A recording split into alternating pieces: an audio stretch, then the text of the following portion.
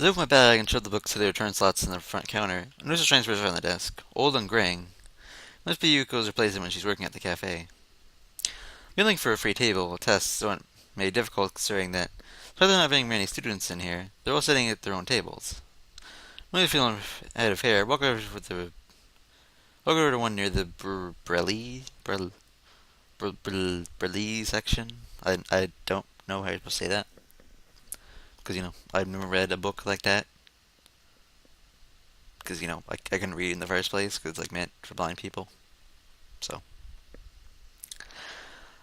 it's hard to tell whether Lily is concentrating hard or not, but her her, placid expression, holding perfectly still as her finger eyes slides across the dot-filled pages of her book. Hi, mind if I sit here? No problem at all. If she has lovingly be focused on her business at hand. Ah, that's Sal. She was not a greeting as I sit opposite her at that table. Playing chemistry takes put out of my bag and quickly through the chapter we'll be covering in class. Well, we sit there and read, each in our own way. Something reminds me of what Kenya said this morning, though. That and the fact that I've never seen someone read in Burley keeps me throwing glances at her. I can feel guilty about it, even if she has no way to realize that I'm doing so, and I decide to ask her about it. Only it isn't exactly a state secret after all. There's another thing I've only just noticed from her movements. Hey Lily, mind if I ask a question? I don't know, is anything wrong? I was wondering, you're at least part foreign, right? She gives a small giggle for setting down her book. I've always been amused as queen as you are about that. Kira's mentioned how much she and I look different than most others before. These are a bit complicated. I'm half Japanese, half Scottish. Scottish? That's not exactly a first guess. It took some effort not to blur it out loud. I tried to come to edges of the place in my mind. I think as far as the UK goes, Scotland isn't bad to live in. But I'm not really sure. My first guess of English is surprisingly close, at least geographically. That does really another question, though. But you have no accent? That's where the details begin. I was born and raised in Japan, despite my mother being foreign. So I was right with my guess. It was the Scottish mother and the Japanese dad. Gotcha. Ah, I get it. Oh no, she moved to the dormitory suddenly due to Akira's lurking longer hours. So don't live near the school? She was a small sigh, she didn't expect me to go any deeper. Was preview frankness just a front? Not, not, not exactly. It's been a long time since we actually met. I feel like I'm not getting the whole story, but I don't really want to go unduly prying into her situation. Her about face shows she kind of feels awkward about it. So, do you speak like English? To be honest, I don't really know much about Scotland, but I at least know that's the main language there. He doesn't want to reflect herself, increasing the change in topic. That's right, my family used mostly Japanese around the house when I was young, but they made sure Akira and I used our Kata side as well. I'm fluent in language, but I'm also studying in school to keep my skills up and have qualifications in the paper mainly. So you're bilingual? That's pretty impressive. I wouldn't go that far.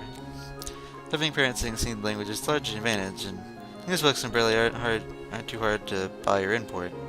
The Ego's help at least. There's a relatively high demand for local English teachers around here anyway, which it's also giving some motivation to help learn it. Demand for English teachers? For a moment, I wonder why she brought this up. Planning to be an English teacher? Gives an enthusiastic nod. Must be nice. Must be nice. Having just a definite future in mind. I don't really get much thought to mine, so I'm kind of envious. What's wrong? I can see you as a teacher pretty easily. It suits you. When she's speechless, she lowers her face a little and lets out a nervous giggle. Something you've never seen her do before. These roles as class representatives and principal nature, teaching does seem to be a line of work that fitting your personality. Sorry, that's probably a little much. It's true, though. Moving her hand in front of her face submissively, she quickly recovers. It's not that. Just that only one person's ever said that to you before. He's short, so an awkward silence follows the discussion. Without knowing it, I end up steering into a troublesome topic again. I should try and cheer up a little. It was me when I got here brooding, after all. Want to grab lunch in the cafeteria after this? Might perk up a bit, or at least take her mind off her apparently complicated family situation. Alright, so it seems good. It seems to have the intended effect. Appreciate the thought, but the food there. Quick rejection of the conversation. Here's the point, though. The food there isn't the greatest. Maybe the Shanghai? We can ask Nako if she wants to come as well.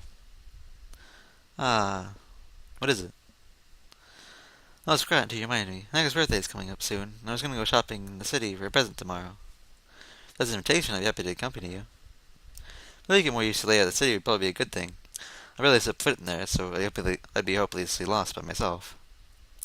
Gives a nod, signaling that she happily approves his plan for Sunday. Eventually, we get back to our books, though, before I begin reading again, I still one last glance at her. I didn't even think of my situation too much. After everyone here would have their own unique circumstances. Just to get outside and clear my head would probably do me good.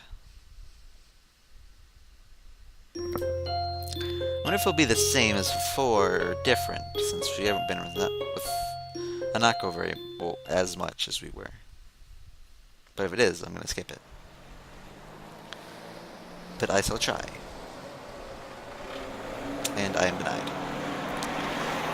Bored of sitting in place from watching television in a shop window. I pull myself away from the tacky display with little effort. After illuminating Mako, the city seems an entirely different world, and without cars to boot, which I should probably turn down, so I can actually talk. Okay. The city seems like an entirely different world. I'm running in the halls. Common early contact is used at all times in classrooms. Cars, will you be quiet? You're being really loud. I don't have loud cars, man. I don't like these. No. Shh. Shh. Shh. You just shh. You just shh, cars. You just stop that. Being like really loud. And I don't approve of this. I don't think it's really that loud for you guys, but it's like really loud in my ears everywhere. I'm not okay with that. Running in the halls, common orderly conduct be used at all times in the classrooms. Students sure to exit rooms after checking both corners for oncomers. Areas are reserved for mover-impaired students, single file on the stairs. Compared to such strict and original standards, the city's shopping arcade might as well be a strange country. While Squame has its fair share of hustle and bustle during the festival, the outside world is much different. It's strange. Having lived just in a metropolitan city for my accident, this should feel more natural than Miyako than the surrounding city ever could.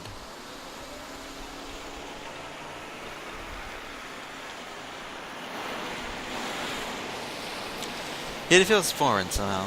The elevated walkways and tall buildings, each adorned with billboards taller than any three people, don't do anything to attract me from the passing crowd's reactions. One keeps one hand on my shoulder, the other holding your cane, which taps the ground with a metronome-like steadiness. Looking over, the neutral smile of hers still holds. Unless you're in school uniform, I have not recognized her as she sat on a bench waiting for me to come. If not for her cane propped up against it, and her distinctive hair. I can't tell whether glancing at her due to her height, her foreign looks, or obvious blindness, or all three. Not that any of those would make the situation any less comfortable than it is. New ideas where we should look first, Sisao. That voice makes another line of thought. He mentions she's following the notice attention she garners, but seems to be unfazed by it. I get the feeling that she's the type to enjoy walking outside, so she might be used to it by now. Not really, this is my first time in the city, so I know where we gotta go. She furrows her brow in thought, plenty of route for us to take, and come to think of it, a way to communicate it. I noticed in that room at the time I've been with her, I went deep in thought. She looks close to any form of body language to show it. Vision may change, but not a hidden movement shows. Seems to have little in the way of soothing physical gestures in general, though. So I assume it's part of her reserved nature. Is there other China stores near here? I quickly look around, mostly finding clothing stores. After a few seconds, I noticed a store with a bright blue sign some distance away that fits your description. Yep, just a bit ahead of us. Should we go in that direction? Thankfully, just the information needed. But not be start and head off towards the unknown destination. Landsberg's being your guide.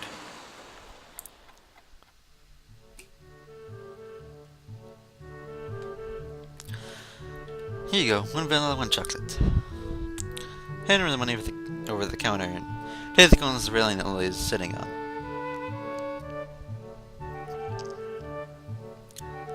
She's sitting on the railing? Like, I understand, like, leaning, but, like... I can't believe her let her trick me like this. She didn't let me to an ice cream stall, but also still got me to buy her some. At least she gave me the money for hers. Sure enough, she's patiently waiting where I left her. I guess she was planning on making the day an event, rather than a simple shopping trip. Called to her and slowly placed her cone in her outstretched hands. Being careful to make sure you get hold of her for letting go. At least her tastes are fairly normal. I was worried she'd ask for some weird flavor when she first asked. Here's a change. It's okay, keep it. I went to protest, but realized the futility of doing so over such a small amount. I slipped the coin in her pocket, some of them in my meager allowance are slightly. So there was no signs I wanted to get up, so I take a seat beside her and started eating my own ice cream. Summer weather's nice. Hopefully I'll hold out for a while. You too? You're anything that I'm the only person for his winter. I was just standing for a long moment. Yeah, I think you might be. Joel's the intended reaction. She's cute when she's pouting. Still, I can't imagine what's so good about the winter. You can't go out with bundling up, and you still freeze anyway. I used to live farther north, where there'd be plenty of snow to play in, so it's a little nostalgic. I don't like the heat much either. At least you can wear a skirt, so don't complain about that. Excuse me, yeah, we both get back to already melting cones. At least I don't watch the crowds going by as we eat. Catching bits and pieces of conversation.